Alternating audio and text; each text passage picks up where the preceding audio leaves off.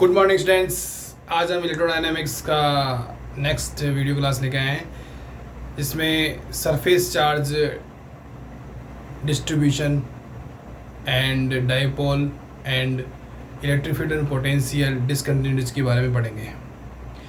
मतलब कि एक सरफेस पर सरफेस चार्ज का डिस्ट्रीब्यूशन होगा, उसके कारण डाइपोल के बारे में और इलेक्ट्रिक और पोटेंशियल की डिसकंटिन्यूटीज को लेते हुए पढ़ेंगे। तो सबसे पहले हम इलेक्ट्रिक फील्ड की डिसकंटिन्यूटी लेते हैं। मतलब कोई ऐसी सरफेस है, रेक्टेंगुलर सरफेस है, जिसपे सबसे पहले बात तो ये है कि जब इलेक्ट्रिक फील्ड की या पोटेंशियल की बात आती है, कोई प्रॉब्लम होती है, इलेक्ट्रिक फील्ड पोटेंशियल हमें ज्ञात करना होता है, तो जो गाउस लॉ है वो हमें सबसे पहले सीधा रिजल्ट निकाल के देता है। तो जो हम एक सरफेस लेते हैं रेक्टेंगुलर, उसमें एक छोटा सरफेस एलिमेंट है dA और उस पर सरफेस चार्ज डेंसिटी सिग्मा है। Surface charge density sigma x है। इस तरह से हमारे पास में कोई सरफेस है और ये सरफेस एलिमेंट है dA। ये अंदर से बाहर की ओर एक इलेक्ट्रिक फील्ड है E2 E1, इसके कारण E2 है, पूरे बचे भाग के कारण E1 फील्ड है, और सिग्मा इसमें सरफेस चार्ज डेंसिटी है। तो गाउस का लॉ इसमें जो इलेक्ट्रिक फील्ड देता है वो क्या देता है, E2 minus E1 dot N के बराबर 4 पाई सिग्मा। ये हमें गाउस लॉ देता है। ये कैसा है, जैसे ये इलेक्ट्रिक फील्ड है, हम निकालते हैं, पिछले टॉपिक में हमने किया था E डॉट एन के dA बराबर, हम इसको लिख सकते हैं E cos theta dA। N cap का मैग्नीट्यूड होगा वो 1 हो जाएगा, E कैप का जो ई वेक्टर का जो मैग्नीट्यूड होगा वो E हो जाएगा, और दोनों के बीच का एंगल थीटा cos थीटा, ठीक है ना। तो E की जगह हम लिख देंगे KQ/r² cos थीटा dA। अब थीटा बराबर 0 और K बराबर 1 हो तो हमें मिलेगा Q/r² dA। अब इसको 4 पाई से ऊपर नीचे मल्टीप्लाई कर देंगे, 4 पाई Q/4 पाई r² dA, और Q/4 पाई स्क्वायर आवेश बटा क्षेत्रफल, ये सरफेस चार्ज डेंसिटी बन जाएगा 4 पाई सिग्मा dA से dA कट जाएगा तो 4 पाई सिग्मा आ जाएगा। इस E2 minus E1 dot N के बराबर 4 पाई सिग्मा। इस तरह से हम इसको ले सकते हैं। तो हमारी जो सरफेस है उस पर सरफेस चार्ज डिस्ट्रीब्यूशन है, ये हमें ध्यान रखना है कि सिग्मा है। सरफेस चार्ज डिस्ट्रीब्यूशन जो होता है वो आवेश बटा क्षेत्रफल होता है, एकांक क्षेत्रफल पर आवेश। अब हम क्या करेंगे कि इसमें ये देखेंगे कि अगर अदर सोर्सेज होंगे तभी हम E1 E2 को डिटरमाइन कर सकेंगे, क्योंकि इस अवयव के कारण एक इलेक्ट्रिक फील्ड है, बचे भाग के कारण एक इलेक्ट्रिक फील्ड है। अब जैसे इस जो ये सरफेस चार्ज डिस्ट्रीब्यूटेड है सरफेस पे, रेक्टेंगुलर पथ पे, इसमें अंदर से बाहर की ओर इलेक्ट्रिक फील्ड की डिसकंटिन्यूटी है, और वो डिसकंटिन्यूटी है 4 पाई सिग्मा अंदर से बाहर की ओर। और इलेक्ट्रिक फील्ड का हम जानते हैं कि जो बंद पथ के लिए इलेक्ट्रिक फील्ड का जो रेखीय समाकल होता है, लाइन इंटीग्रल होता है, वो 0 होता है। हमने पिछले टॉपिक में पढ़ा है इस तरह से, E डॉट dl बराबर 0। तो हमारे पास में यह रेक्टेंगुलर पथ है और अंदर एक साइड में विद्युत क्षेत्र अलग है, दूसरे साइड में विद्युत क्षेत्र अलग है, और इसमें एंड्स नहीं है। मतलब इस रेखीय रेक्टेंगुलर जो पथ है इसका एंड नहीं, सिरे नहीं है, ठीक है। तो पिछले वाले टॉपिक के अनुसार ही हम φx निकालेंगे। तो हमारे पास में जो पिछले टॉपिक में जो φx आया था वो क्या आया था, इंटीग्रेशन रो x dash d cube x dash upon x minus x dash. ये हमने फाई एक्स पोटेंशियल की वैल्यू निकाली थी। अब ये जो रो जो वॉल्यूम चार्ज डेंसिटी है और ये जो वॉल्यूम है ये क्या है, ये आवेश है, चार्ज है, ये मतलब चार्ज बटा वॉल्यूम इनटू वॉल्यूम। तो हम इसको सरफेस चार्ज डेंसिटी में चेंज करेंगे। यहाँ पर हमारी सरफेस चार्ज डिस्ट्रीब्यूशन है, तो हम लिख सकते हैं इसको sigma x dash D a dash. हमने ये क्षेत्रफल लिया है डी ए डैश, ठीक है। तो ये हो जाएगा एक्स माइनस एक्स डैश, ये इक्वेशन नंबर 2, ठीक है। ये हमारे पास पोटेंशियल आ गया। अब हम एक डायपोल लेयर लेंगे जिसपे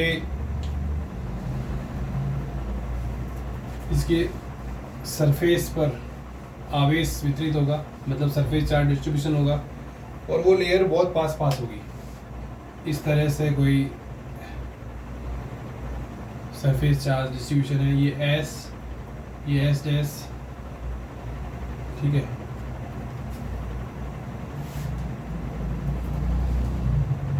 ये एक लूप और ये एक एरिया है, मतलब ये डी ए डैश है और ये डी ए डबल डैश है, और इन दोनों के बीच में जो सेपरेशन है वो डी एक्स डैश है, ठीक है। इस पे जो सरफेस चार्ज डेंसिटी है वो सिग्मा है, इस पे जो सरफेस चार्ज डेंसिटी है वो माइनस सिग्मा है। तो ये डायपोल लेयर है, बहुत नज़दीक स्थित है, ठीक है। अब हम इसमें सरफेस चार्ज डेंसिटी ले लिया।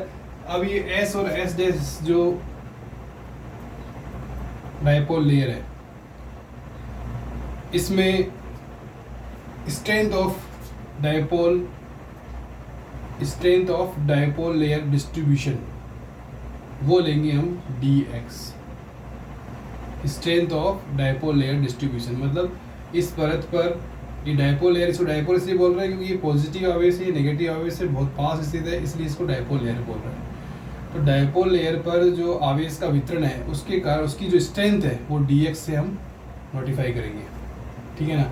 अब ये सिग्मा जो सरफेस चार्ज डिस्ट्रीब्यूशन है, अगर ये अनलिमिट हो, अनंत हो, तो हम जो स्ट्रेंथ dx को हम डिफाइन करेंगे वो sigma x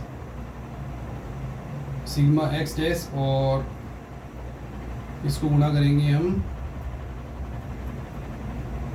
separation dx dash और लिमिट में लेंगे dx डैश टेंस टू 0, मतलब ये जो डिस्टेंस है ये बहुत कम है, 0 के बराबर है। तो ये जो सरफेस चार्ज डिस्ट्रीब्यूशन है और जो सेपरेशन है उसका गुणा क्या हो जाएगा, strength of dipole layer distribution हो जाएगा, ठीक है। ये हम लिख सकते हैं। ये जो इक्वेशन है इस 3 ये हमारे आगे काम आएगी, ये हमें ध्यान रखनी है। और जो डायपोल मोमेंट की जो डायरेक्शन होगी वो सरफेस के लंबवत बाहर की ओर होगी, नेगेटिव चार्ज से पॉजिटिव चार्ज की ओर, ठीक है ना। अब एक डायपोल लेयर के कारण हम पोटेंशियल निकालना चाहते हैं तो हम एक सिंगल डायपोल लेंगे और सरफेस चार्ज डिस्ट्रीब्यूशन भी लेंगे, तो हमें इक्वेशन 2 के अनुसार पोटेंशियल प्राप्त होगा। परंतु दो हमारे पास में नज़दीक स्थित क्लोज सरफेस है, बंद सरफेस है, उसके कारण फाई एक्स निकालना चाहेंगे। तो हम इसे इसमें थोड़ा सा और चेंज कर देते हैं। ये पॉइंट ओ है मूल बिंदु, यहाँ से यहाँ तक की जो वेक्टर है वो एक्स डैश है, और ये जो वेक्टर है ये डी एक्स डैश है, और ये नॉर्मल है एन कैप बाहर की ओर नेगेटिव चार्ज से पॉजिटिव चार्ज की ओर, ठीक है। तो इस दिशा में जो वेक्टर होगा वो क्या हो जाएगा, n cap d x dash, इस दिशा में। तो ये जो वेक्टर होगा वो क्या हो जाएगा, x dash minus n cap उधर है तो इधर की तरफ माइनस आएगा, n cap d x dash.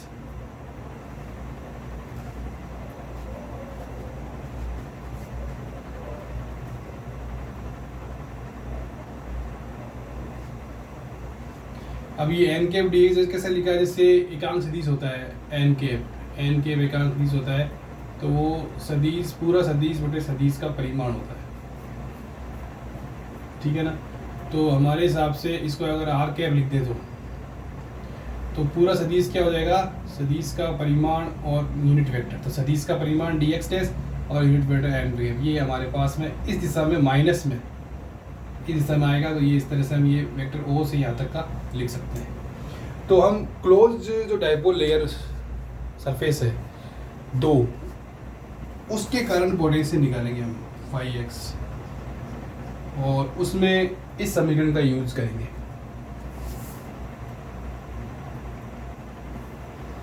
तो वो क्या होगी, ये सरफेस S है, sigma x dash D a dash x vector minus x dash. X dash तो ये वेक्टर है, और एक्स हम लेते हैं इस वेक्टर की, इस पॉइंट की इसी स्थिति लेते हैं x। तो x माइनस एक्स डैश, ये हमें क्लियर जब होगा जब हम पिछला टॉपिक देखेंगे कि x माइनस एक्स डैश क्या लिया था हमने। जैसे मैं बता देता हूँ, ये है और ये x है, ये कोई पॉइंट P है, और ये x डैश है, ये पॉइंट कोई Q है। तो इसके कारण बिंदु P पर इलेक्ट्रिक फील्ड हम निकालते हैं, तो वो आता है कि Q upon x minus x dash का स्क्वायर, ये आता है। ठीक है ना। अब आप समझ गए होंगे कि x क्या चीज़ है। x वो है जिस पॉइंट पर हमें पोटेंशियल ज्ञात करना है, उसका पोजीशन वेक्टर। ठीक है, इस पॉइंट पे हमें पोटेंशियल ज्ञात करना है, उसका पोजीशन वेक्टर। और x डैश क्या है, इस सरफेस की जो सरफेस एलिमेंट है डी डैश, उसका पोजीशन वेक्टर मूल बिंदु O के सापेक्ष। तो ये हमारे पास में इस सरफेस के कारण पोटेंशियल आ गया।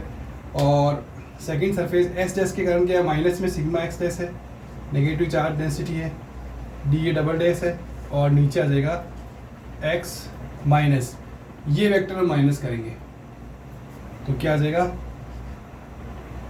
X dash plus n cap D.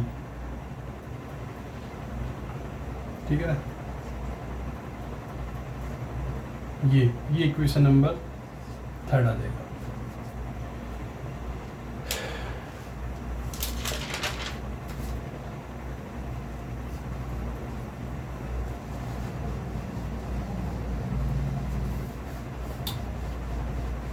आपको अगर वीडियो पसंद आ रहे हो तो आप ज़रूर सब्सक्राइब करें, लाइक करें और शेयर करें।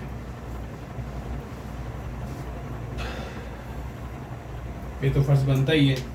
ठीक है ना। अब जैसे ये sigma x dash d double, ये हमारे पास में आ गया, तो 1 upon x minus x dash plus n cap dash, ये एक हमारे पास में पद है। जैसे 1 upon x vector x dash plus n cap d, ये हमारे पास पद है। इसको हम इस पद के रूप में लिखते हैं, एक्स प्लस ए, ये या लिखते हैं एक्स प्लस ए -1। अब इसका हम प्रसार वगैरह करेंगे टेलर सीरीज से। तो इन दोनों में हम कंपैरिजन करें तो x बराबर क्या है, x माइनस एक्स डैश, और a बराबर क्या है, एन कैप डी। ये हमें ध्यान रखना है। ठीक है ना। तो अब हम शुरू करते हैं। जैसे x प्लस ए और -1 घात है, तो नीचे हम लिख देंगे u x प्लस ए वेक्टर, और ये इस तरह से। ठीक है ना। और नीचे हो जाएगा x square plus a square plus 2a dot x,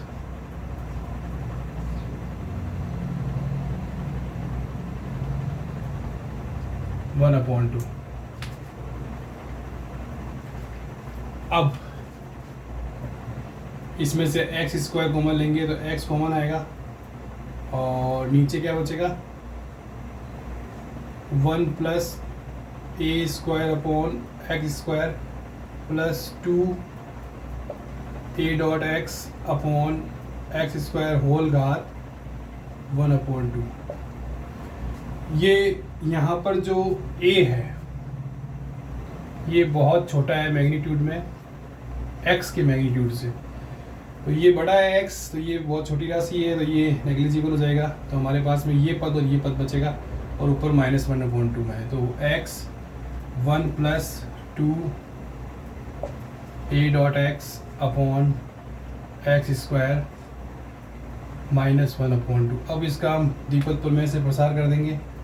तो 1/x 1 minus a dot x upon x², ये आ जाएगा।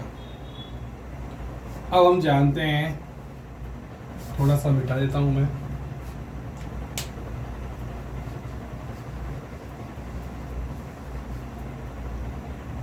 जैसे ये x वेक्टर अपॉन x² है ना, इसको हम लिख सकते हैं r वेक्टर अपॉन r²।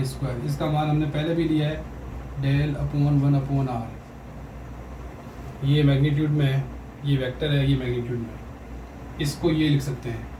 तो x अपॉन x² को हम लिखेंगे 1/x 1 माइनस a डॉट, ये प्लस हो जाएगा minus minus, del 1/x,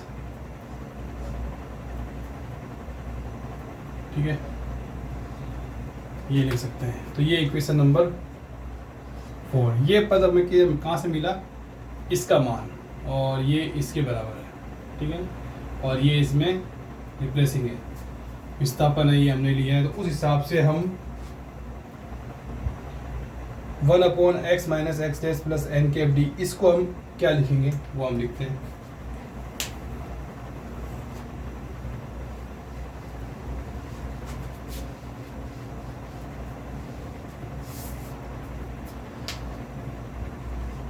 x potential क्या होगा, ये सरफेस तो ऐसे ही आ जाएगा, sigma x dash x vector x dash की ये इस तरह से, और dA डैश माइनस ये, और sigma x dash dA double dash, और ये इसका मान रखना है हमें 1/x minus x dash n⁻d का। तो x का मान क्या है, x माइनस x डैश, तो 1/x माइनस x डैश, एक तो ये आएगा, प्लस एक a वेक्टर की जगह क्या है, n⁻d, dx डैश लिखते हैं ना, वो dx डैश का फलन है, ठीक है, dx डैश का फलन है, ठीक है। ये हो गया n⁻d, और ये आ गया डेल को भी अब डैश डैश चल रहा है तो डेल डैश लिख दो, और 1/x माइनस x डैश, ये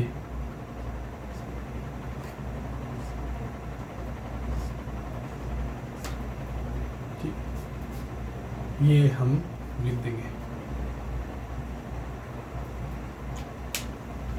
अब आगे इक्वेशन 3 से आगे हम बढ़ गए हैं।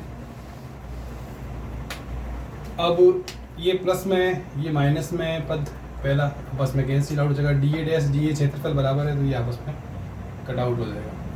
तो अब हमारे पास में जो 5x बचेगा वो आएगा, ये s डैश था ना, तो s डैश ले लो, s ले लो, सरफेस एकदम बराबर है और बिल्कुल पास पास है, वो हमें ध्यान रखना है। Sigma x dash dA dash n⁻, dx dash भी लिख सकते हैं, dx d भी लिख सकते हैं, और del dash 1/x vector minus s vector का डैश, ये मैग्नीट्यूड में आएगा, सॉरी, ठीक है, इस तरह से।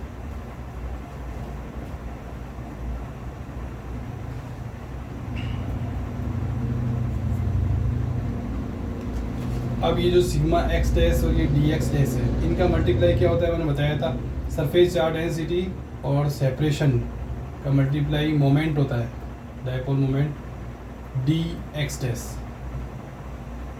कैपिटल dx डैश, तो वो हम लिख सकते हैं।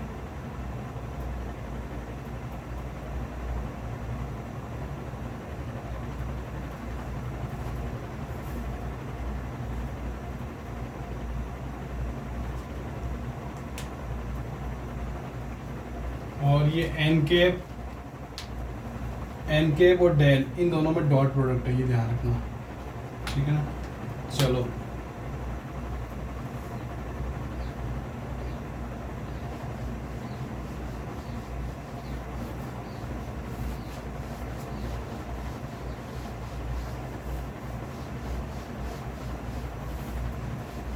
सब्सक्राइब और लाइक और शेयर करना मत भूलना। ये डी डैश, अब देखो पोटेंशियल फाई एक्स बराबर इंटीग्रेशन एस डैश, अब हमने लिया sigma x dash d x dash, एक तो ये हमने साथ में ले लिया, और n cap dot del dash 1/x minus x dash, ठीक है, और डी डैश। ये चीज़ क्या हो जाएगी पिछले इक्वेशन से, d x dash n cap dot del dash 1/x minus x dash d dash. अब ये जो हमारे पास में है n cap dot del dash 1/x vector का डैश मैग्नीट्यूड, इस तरह से ये जो है इसका मान हमें पहले ज्ञात करना है, ठीक है ना।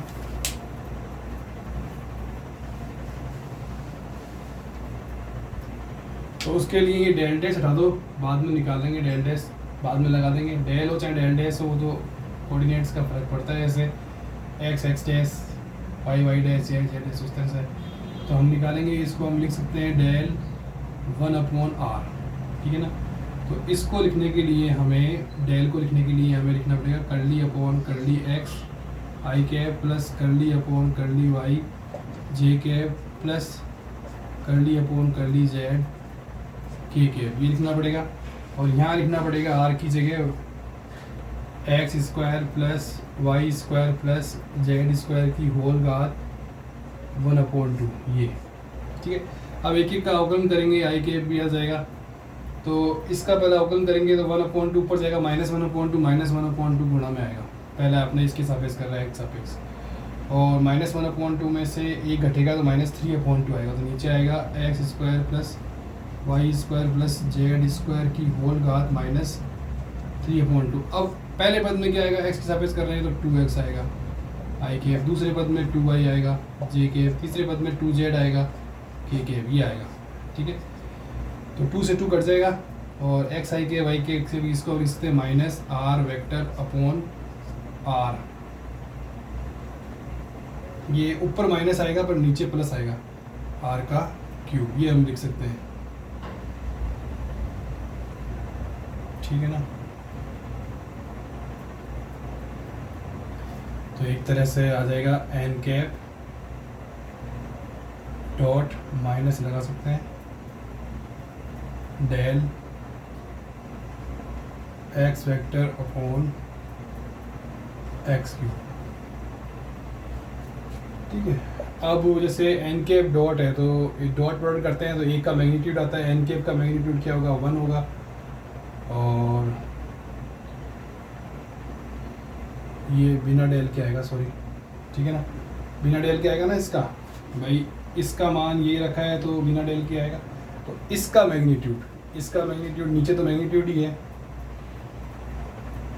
ऊपर क्या आएगा x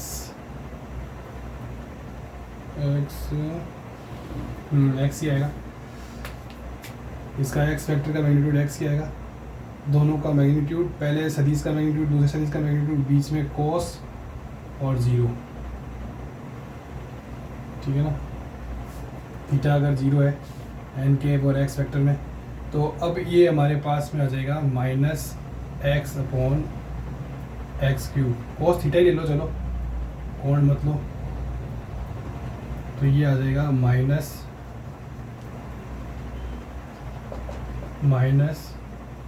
cos theta upon x², ये आ जाएगा, ठीक है। तो इसमें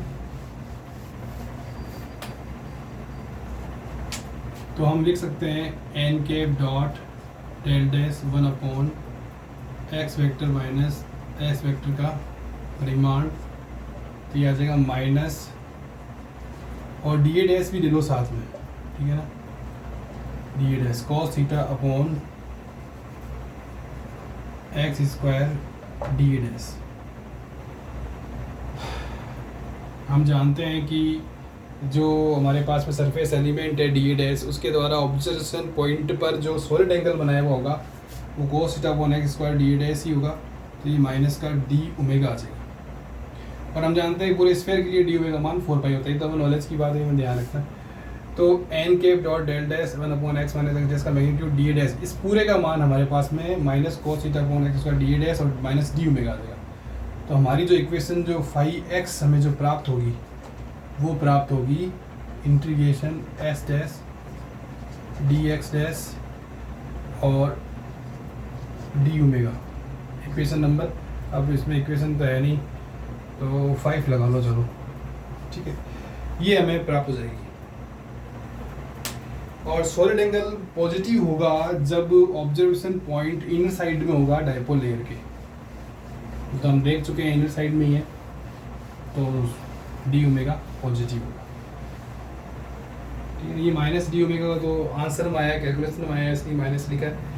अब हम एक ऐसी सरफेस लेंगे जिसके लिए constant surface dipole moment density D है, तो इसमें जो पोटेंशियल होगा वो गुणा होगा डायपोल मोमेंट और सॉलिड एंगल का, डायपोल मोमेंट और सॉलिड एंगल का गुणा होगा।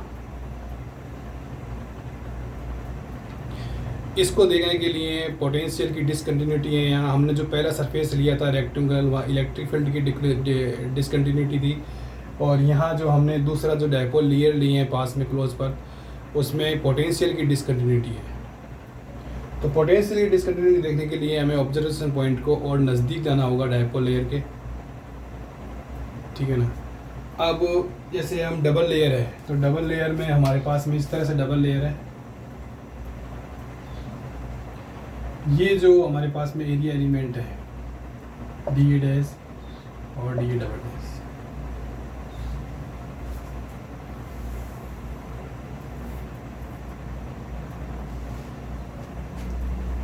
यहाँ हम ऑब्जर्वेशन पॉइंट लेंगे, यहाँ पर एक डिस्क रहेगी, ठीक है ना, ये एक भाग होगा और एक भाग इसका बचा हुआ भाग होगा। तो इन दोनों भागों के कारण जो पोटेंशियल होगा उसका लीनियर सुपरपोजिशन करके हम पोटेंशियल निकाल सकते हैं, जो इक्वेशन इसके समान हमें प्राप्त होगा, एक ही अध्यारोपण के द्वारा प्राप्त कर सकते हैं। अब जो हमारी ये इक्वेशन है ये स्पष्ट करती है कि जो इस सरफेस डायपोल लेयर है, जो इसके अंदर से बाहर की ओर जो पोटेंशियल की डिसकंटिन्यूटी है वो कितनी है, 4 पाई डी है। अंदर की साइड पे 2 पाई डी है माइनस का, और बाहर की साइड पे प्लस का 2 पाई डी है। इस सरफेस के अंदर की साइड पे माइनस 2 पाई डी है, बाहर की साइड पे 2 पाई डी है। तो दोनों क्लोज सरफेस के कारण और इस डिस्क और बचे हुए भाग के कारण जो कुल विभव होगा फाई एक्स, ठीक है ना, उसको हम लिख सकते हैं फाई 2 माइनस फाई 1, और डी ओमेगा टोटल क्या होगा 4 पाई, तो 4 पाई डी, ठीक।